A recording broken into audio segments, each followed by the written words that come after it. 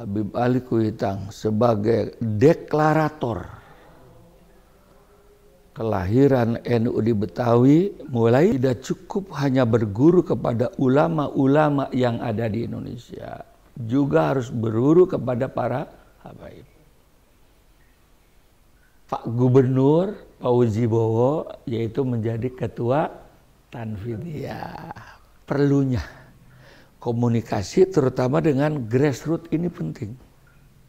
Dan kalau bicara ke-NU-an dengan masyarakat biasa, nggak usah yang macam-macam. Dan satu di antara Habib yang paham betul tentang ke-NU-an dan betul-betul memperjuangkan NU dan ngaku NU, yaitu Habib Hamid. Saya ingat banget wasiat dari Gus Dur sebelum meninggal. Saya dengan Gus Dur dekat sekali. Ya, musuh kita di zaman sekarang ini adalah medsos. Musuh kita. Makanya NU generasi muda harus menguasai medsos ini. Pemilihan pengurus partai pun yang nggak terpilih bikin partai baru. Karena tidak ada kesempatan oleh Orde Baru bagaimana NU ini bangkit. Tadinya dulu, walaupun NU punya profesor doktor, nggak ngaku NU. Kenapa? Ya Allah, orang NU zaman Soeharto paling tinggi kepala KUA. Nggak pernah naik-naik pangkat. Kalau NU 100 juta kompak, saya nyalon presiden pasti kepilih. Assalamualaikum warahmatullahi wabarakatuh. Pemirsa LTN-NU Kota Depok, pada hari ini kita alhamdulillah dapat bersilaturahim dengan salah satu tokoh PBNU yang tiada lagi asing bagi kita semua, yaitu Kiai Haji Dr. Manarul Hidayah MA. Beliau sebagai Rois Suriah PBNU dan juga sebagai dai yang memang sangat luas pengaruhnya pada saat ini di bumi Nusantara kita. Alhamdulillah, Pak Kiai Abi, assalamualaikum. Waalaikumsalam warahmatullahi. Apa kabar Abi? Alhamdulillah. Aktivitas sehari-hari ini gimana Abi? Alhamdulillah tetap berjalan sebagaimana biasa. Cuman Abi sekarang membatasi diri hanya ngurus untuk kegiatan Nahdlatul Ulama. Jadi ke daerah masih biasa, tapi hanya pilih-pilih hanya lebih kepentingan Nahdlatul Ulama. Seperti yang lain-lain itu kita istirahat dulu, tapi untuk NU kemanapun Abi tetap. Alhamdulillah. Para pemirsa Lembaga Taklim Wan Nasr PCNU Kota Depok, kali ini kita akan membahas beberapa tema yang memang ini menjadi sangat penting bagi kita bersama. Artinya kaum Nahdliyin yang milenial saat ini bagaimana memandang NU, melihat sejarah masa lalu. Ini akan menjadikan satu pelajaran bagi kita untuk menapaki jejak ini. Nah, alhamdulillah di sini Abi sudah bersedia kepada kita semua untuk sharing, bercerita mengenai ke-NU-an yang pada hari ini kita akan bahas. Baik Abi, yang pertama mungkin sejarah NU di Betawi, menurut Abi seperti apa? NU ini adalah lahir 1926. Kenapa? Karena protes pergerakan di Saudi Arabia tentang pergerakan yaitu gerakan Wahabi. Nah, setelah utusan dari Indonesia yang diutus oleh Mbah Hasyim Asy'ari, ternyata banyak bertentangan dengan amaliyah umat Islam yang di Indonesia. Kemudian maka Mbah Hasyim Asy'ari dan para umaliyah yang lainnya adalah mendirikan Nahdlatul Ulama 1926. Setelah Mbah Hasyim Asy'ari dan kawan-kawan mendeklarasikan tentang lahirnya Nahdlatul Ulama, itu terdengar oleh ulama yang ada di Betawi, yaitu Habib Ali Kuitang.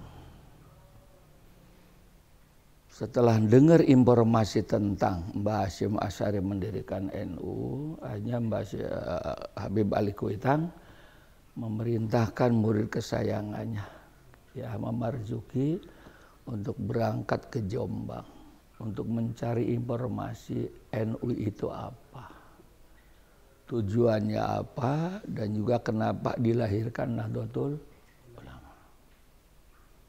Nah, kemudian setelah kembali diinformasikan kepada Habib Ali Kuitang. Itu 1926 setelah deklarasi. Nah, kemudian setelah itu tatkala sudah diinformasikan dari Ki Ahmad Marzuki, Habib Ali belum langsung ada pergerakan, belum merespon secara positif. Namanya ulama, habaib, mungkin istikharah dulu, kemudian meneliti dulu ama ini NU. Nah, selanjutnya tahun 1927 Hadratus Syekh Mbah Hasyim Asy'ari dengan didampingi putranya Kiai Haji Wahid Hasyim langsung silaturahmi ke Betawi, langsung yaitu menemui Habib Ali Kuitang. Itu menerangkan tentang kenapa NU didirikan. Sebab NU itu kan garis besarnya cuma 3 pokoknya ya, yaitu amaliyah, fikrah, dan harokah. Itu intinya kan. Jadi amaliyahnya ahli sunnah wal jamaah, ya fikrahnya ya moderat, kemudian harokahnya adalah harokah yang tawasud, tawazun, tidak ekstrim. Nah, setelah mendengarkan langsung dari Hadratus Syekh, itu tidak langsung bergerak Habib Ali Kuitang. Tetap pergerakan NU ada di Betawi, tapi tidak signifikan. Nah, tapi alhamdulillah tatkala tahun 1933, Habib Ali Kuitang sebagai deklarator kelahiran NU di Betawi, mulailah NU di Betawi ini bangkit signifikan, bangkit luar biasa. Jadi deklarator pertama Nahdlatul Ulama di Betawi adalah Habib Ali Kuitang, tepatnya 1933. Itulah mulai kebangkitan di masyarakat Betawi tentang masalah apa itu NU dan apa tujuannya dan apa doktrinnya. Jadi kebangkitan NU di Betawi adalah jelasnya adalah tahun 1933 setelah Habib Ali Kuitang mendeklarasikan. Ya, Abi, jadi peran habaib pada waktu itu untuk kebangkitan NU terutama di ibu kota ini, di Jakarta khususnya, ini sangat signifikan sekali ya Pak. Artinya habaib itu mempunyai peranan yang sangat penting. NU tidak lepas daripada habaib gitu. Guru saya pertama itu adalah muridnya Mbah Hasyim Asy'ari di Cirebon, Ki Abdul Rashid. Itu murid langsung Mbah Hasyim Asy'ari. Ulama dengan habaib, NU dengan habaib itu tidak bisa dipisahkan. Seperti gula dan manisnya.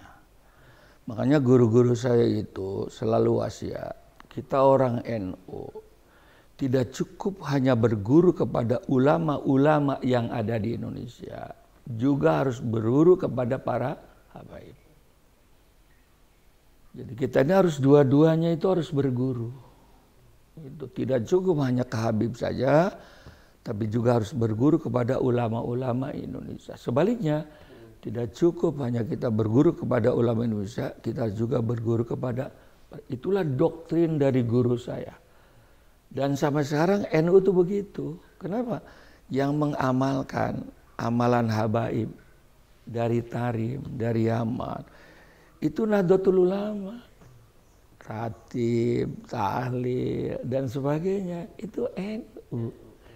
Jadi oleh itu kebangkitan NU di Betawi Ya bersamaan antara ulama Betawi dengan para habaib. Itu tidak dipisahkan. Dan ini sejarah tidak boleh dipotong-potong. Jadi ulama dan para habaib adalah merupakan dua sosok di Betawi ini yang memajukan tentang masalah Nahdlatul Ulama. Jadi amalia-amalia masyarakat Betawi itu memang sudah NU ya Habib? Pada dasarnya orang Betawi itu adalah NU. Dasarnya. Cuman kan di zaman now ini kan ada orang yang amaliyahnya NU, tahlilan, muludan. Walaupun dia nggak pernah sembahyang, mati ditahlili. Tapi kalau ditanya kamu NU, bukan. Nah ini banyak, jadi tipe NU sekarang banyak. Jadi amaliyahnya ngikut NU, tapi kalau ditanya NU, saya bukan. Satu. Tipe yang kedua, amaliyahnya NU, dia juga ngerti NU. Tapi masa bodoh, NU mau hidup ke, mau mati ke. Ini tipe yang kedua nih sekarang ini ya. Ini tipe yang kedua. Nah tipe yang ketiga, ada orang bukan NU, tapi masuk pengurus NU. Untuk apa? Naudzubillah, untuk menghancurkan NU dari dalam. Ini sekarang kejadian. Nah kemudian ada juga orang masuk pengurus NU, ini tipe keempat nih. Tapi untuk supaya jadi pejabat, jadi birokrat, mentang-mentang NU sekarang sedang ngetop gitu ya, masuklah ke struktur, tapi karena ingin menjadi jabatan. Yang kelima nih yang benar, kita ber-NU semata-mata ngikuti aturan dari Mbah Hasyim Asy'ari. Ikhlas lillahi ta'ala untuk mengembangkan paham ahli sunnah wal jamaah NU di Indonesia. Insya Allah menurut Mbah Hasyim Asy'ari akan diaku sebagai santrinya. Dan juga rumah tangganya akan sakinah, mawaddah, warahmah. Mudah-mudahan meninggal juga husnul khotimah. Saya berharap kita masuk ke tipe yang kelima ini. Kata guru saya, mau jadi pengurus enggak jadi pengurus kayak tolong kau belain Nahdlatul Ulama. Insya Allah kamu akan mendapat keberkahan. Saya pun di Betawi berkah begini karena membela NU. Masya Allah. Ya, mengenai momentum kebangkitan NU di Betawi, momen selanjutnya bagaimana? Kita banyak mendengar dan baca sejarah. Abi ini salah satu, bahkan bukan salah satu, deklarator yang membangkitkan gairah ke-NU-an yang saat ini kita kenal di masyarakat luas di Betawi. Ini bukan tadi. Begitu Abi. Bagaimana pengalamannya dan kira-kira tantangannya Abi ini selama ini, strateginya dalam meng-NU-kan bahasanya masyarakat Betawi yang hingga sini ya kita nih jadi NU semua yang ada di sini nih, terasa gitu. Bagaimana? Tatkala saya mendapat amanat menjadi ketua lembaga dakwah NU DKI. Pada waktu itu Gus Dur kan ketua Tanfid PBNU. Nah kebetulan kan Pak Fauzi Bowo gubernur. Saya mendapat nasihat dari kiai-kiai khos ya, kalau dulu zaman Gus Dur namanya Kiai Langitan. Saya sering silaturahim bagaimana saya ingin sekali membangkitkan NU di Betawi ini. Nah kenapa? Yang pertama nasihatnya, NU kan orang NU, itu yang pertama. Artinya apa? Berapa banyak orang ikut amaliyah NU, ya tahlilan, ya muludan, ya ziarah kubur, sholawatan. Mana ada orang Betawi yang gak tahlilan. Tapi bagaimana dia bisa mengakui, apalagi masuk struktur tentang ke-NU-an. Begitu, akhirnya kita musyawarah, mufakat, kawan-kawan. Waktu itu kan, zaman saya itu kan kiai yang menjadikan idola senior dan guru-guru saya itu Ki Syukron Makmun, kemudian Habib Syekh, Ki Hasyim Adnan. Itulah senior-senioran, guru-guru utama di Betawi saya dulu. Saya masuk Jakarta kan 74. Nah kemudian kita bikin grup, lahirlah seperti Ki Zainuddin MZ, Ki Nur Muhammad, Habib Idrus, Fahrul Roji, Abu Hanifah, termasuk saya. Nah itu second setelah itu ya. Nah bagaimana caranya mempersatukan ini para mubalik Jakarta ini, sebab Jakarta ini kekurangan mubalik. Masjid banyak, majlis taklim banyak, mubalik kurang. Makanya ngadakan tabligh akbar gabungan, begitu. Jadi kita yang sudah senior itu belakangan ngomongnya. Yang junior-junior suruh maju duluan. Nah saya ngomong, bapak-bapak, ibu-ibu, saudara-saudara, itulah grup kami, silahkan yang cocok undang. Kan begitu, sehingga kebangkitan mubalik itu zaman saya, Ki Zainuddin, kemudian Ki Nur, Habib itu luar biasa itu Jakarta itu. Luar biasa. Bahkan kalau yang tua saya terkenalnya kan 4 serangkai itu diantaranya itu tuh. Gabung. Nah akhirnya lari ke organisasi. Nah ini udah bangkit begini, kalau tidak di-manage kan kurang bagus. Sebab al-haq bila nizam, yaglibuhul batil binizam. Akhirnya kita sepakat, alhamdulillah Pak Gubernur Fauzi Bowo yaitu menjadi ketua Tanfidiyah DKI Jakarta. Itu awal kebangkitan NU. Ya pokoknya salah satunya diantaranya adalah saya.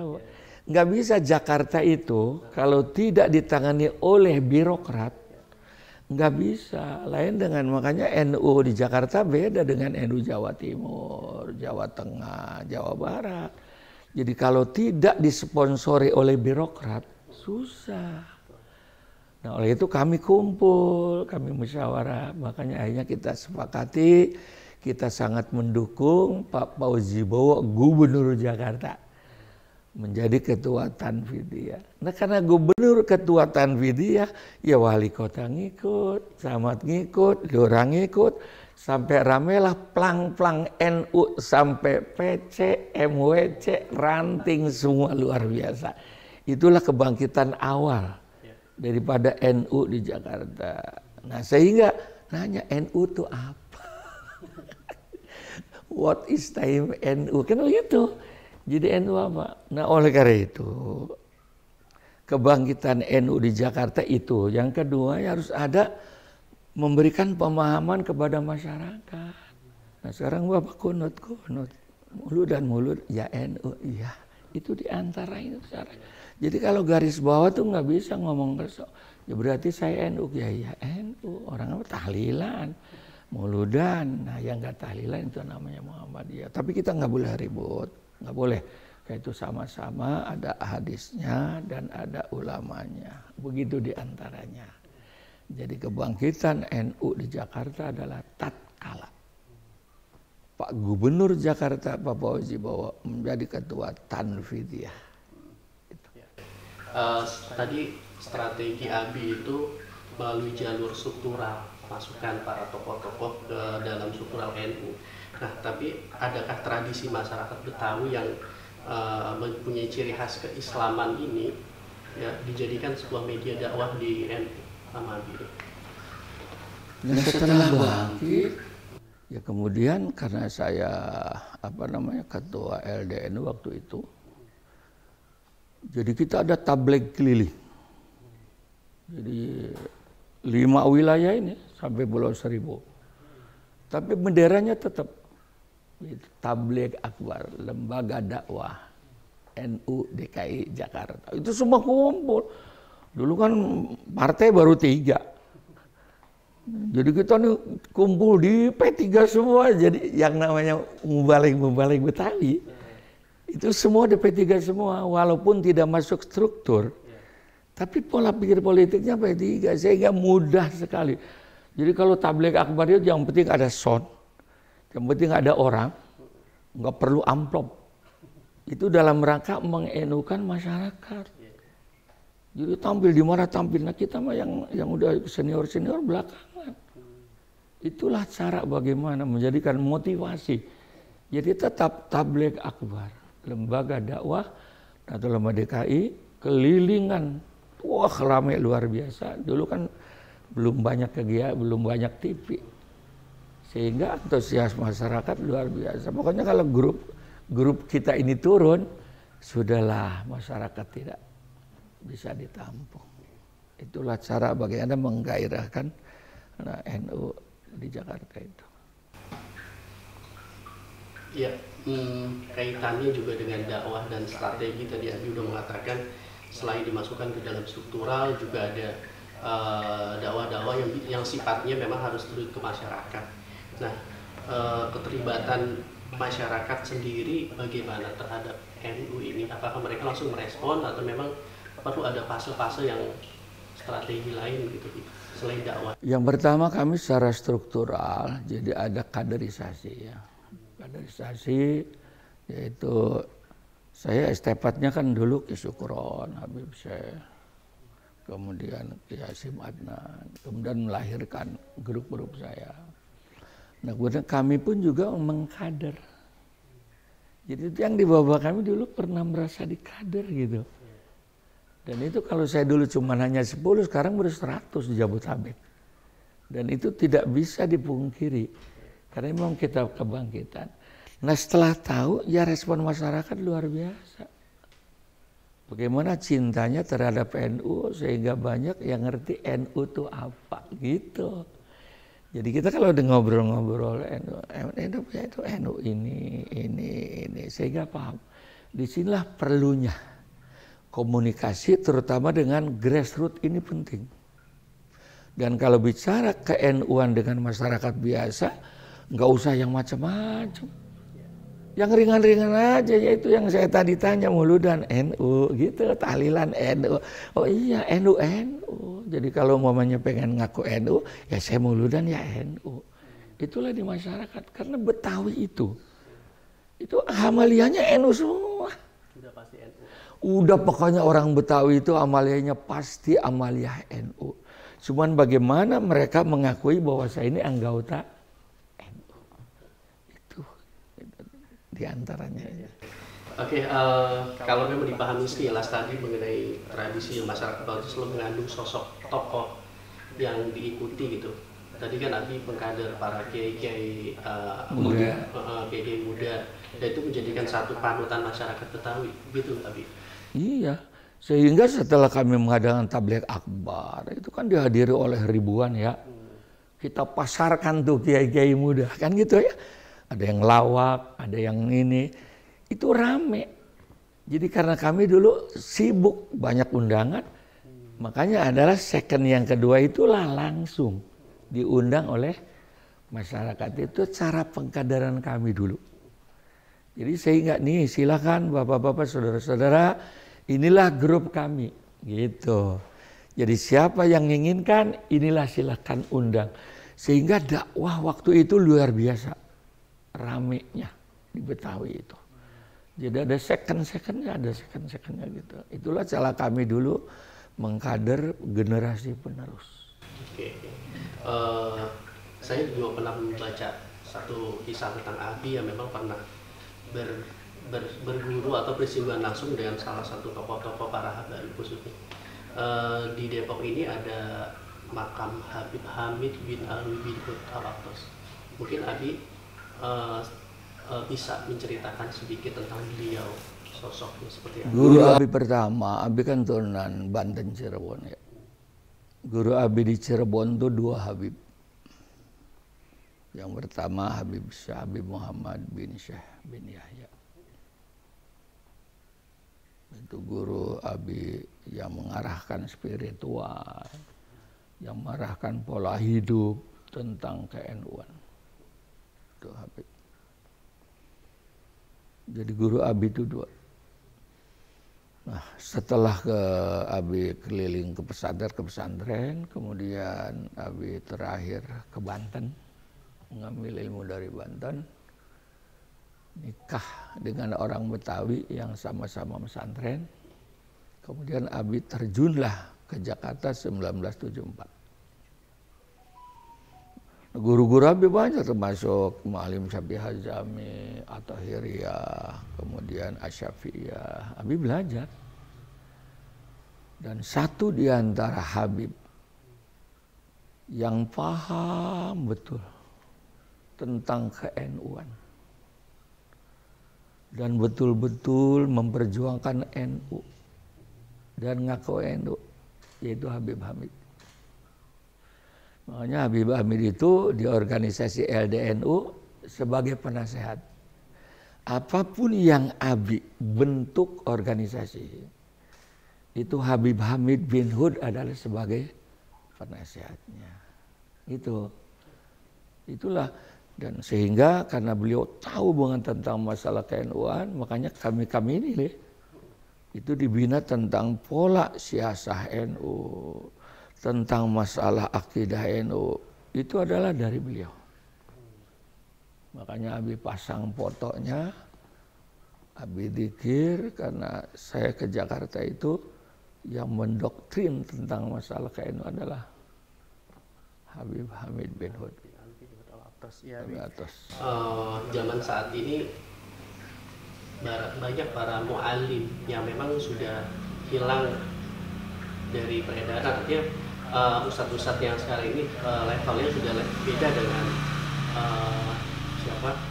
Mu'allim Syafi'i Hazami dan lain. Bagaimana kira-kira strategi khusus yang Abi akan lakukan untuk regenerasi para ulama-ulama ke depannya? Karena Abi sudah termasuk senior ya. Ini Abi lahirnya kan Hari Santri Nasional 22 Oktober. Besok Abi sudah 70 tahun. Kalau hijriahnya 72 tahun.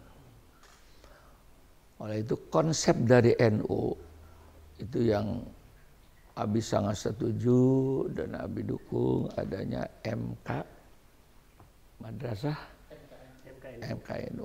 Itu wajib disukseskan. Kenapa?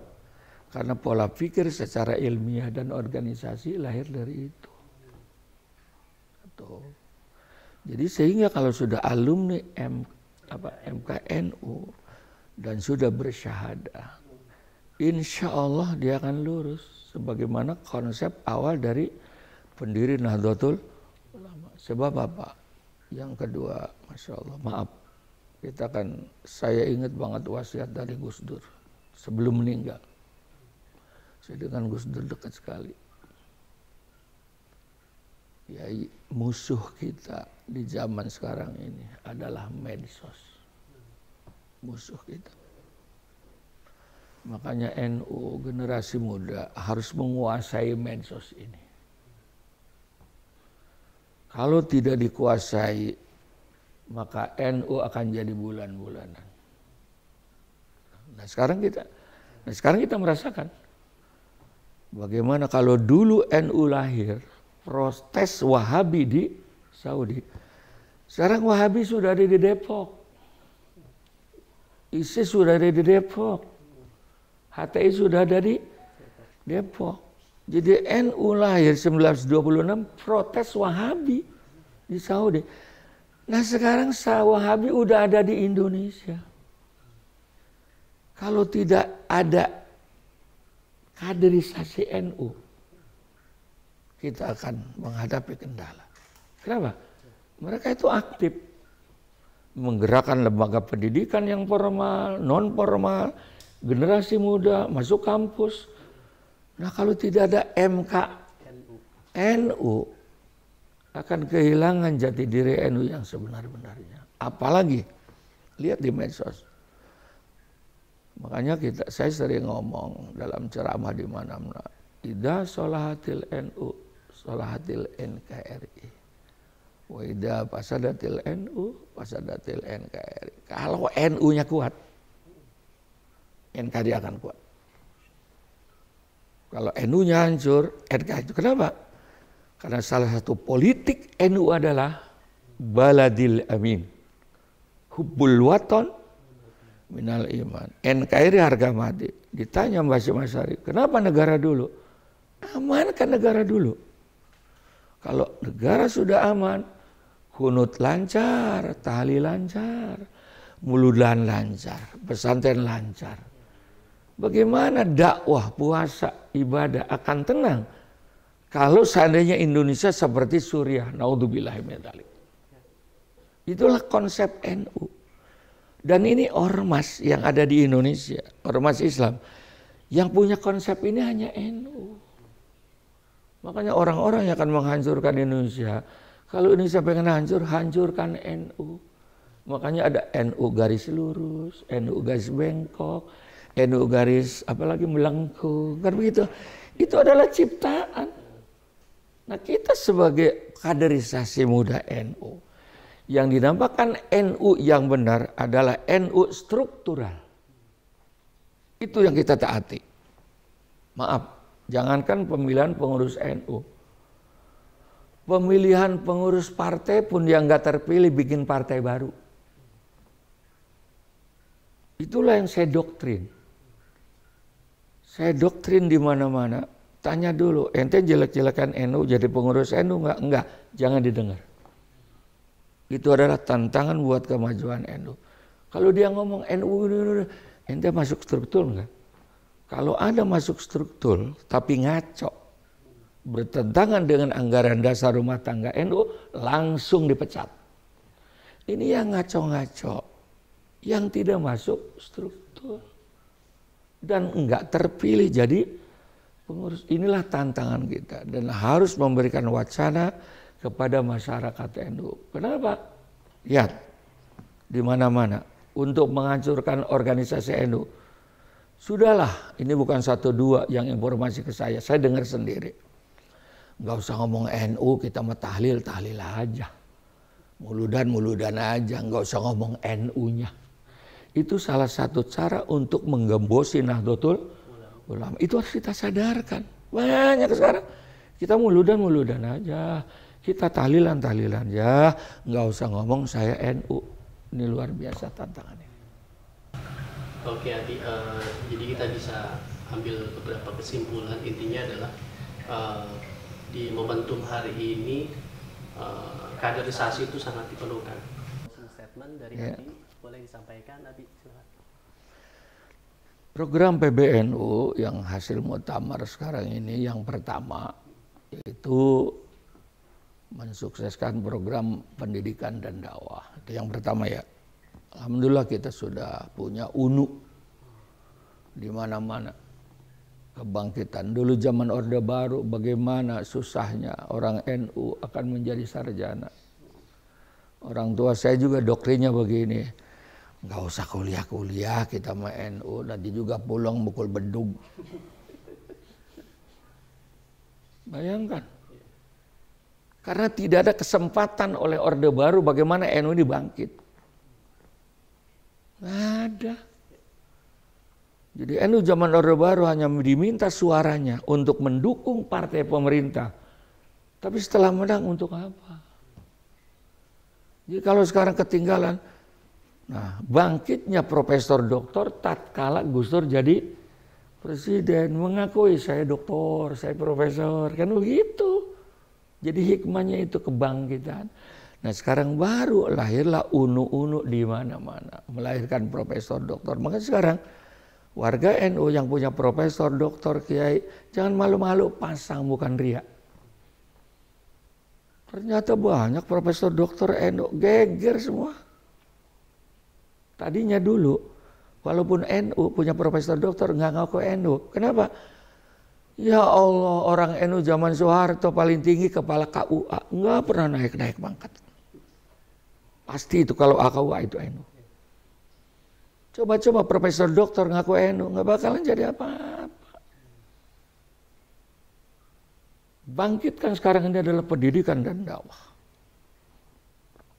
Kemudian yang kedua ekonomi. Kita ini penduduk NU, pengurus NU, anggota NU kurang lebih 100 juta, kurang lebih. Kalau Indonesia pengen bangkit ekonominya, bikin kaya orang NU. Makanya Gus Dur jadi presiden, NU dipinggirkan. Yang pertama dibangun apa? Kemaritiman, kelautan. Saya tanya Gus, kenapa bikin kelautan?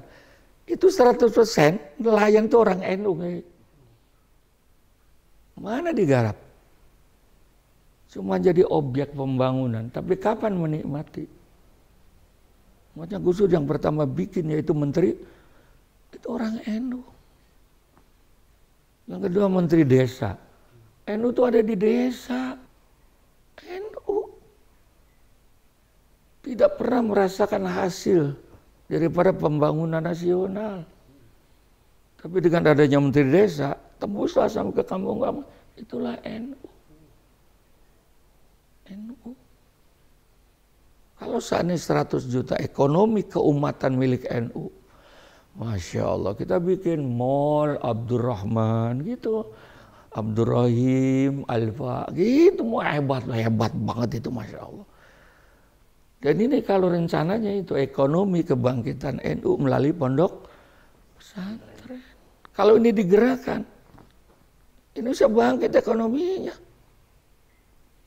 Dari dulu miskin NU ya. NU. Mana? Kita bangkitkan sekarang generasi muda, zaman now. Saya paling berapa tahun lagi, tapi yang LTM inilah. Kalau bangkit, Indonesia juga aman kok. Takut sekarang sama NU. Kalau seandainya NU 100 juta ini bersatu, kemarin kan Pak Jokowi dengan Ki Ma'ruf kan cuma hanya 60 juta yang dukung ya. Kalau NU 100 juta kompak, saya nyalon presiden pasti kepilih. Kata Gus Dur, sekepal kekuasaan lebih berharga daripada punya uang 1 triliun. Kita punya wali kota NU, beres. Kantornya kunut, tahlilan, mauludan, ya orang wali kotanya NU. Nah sekarang wali kotanya anti tahlil, jadi wali kotanya gak ada tahlil. Itu ke sana. Oleh itu anak-anak muda, wasiat dari saya. Karena NU dari dulu kan tawadu.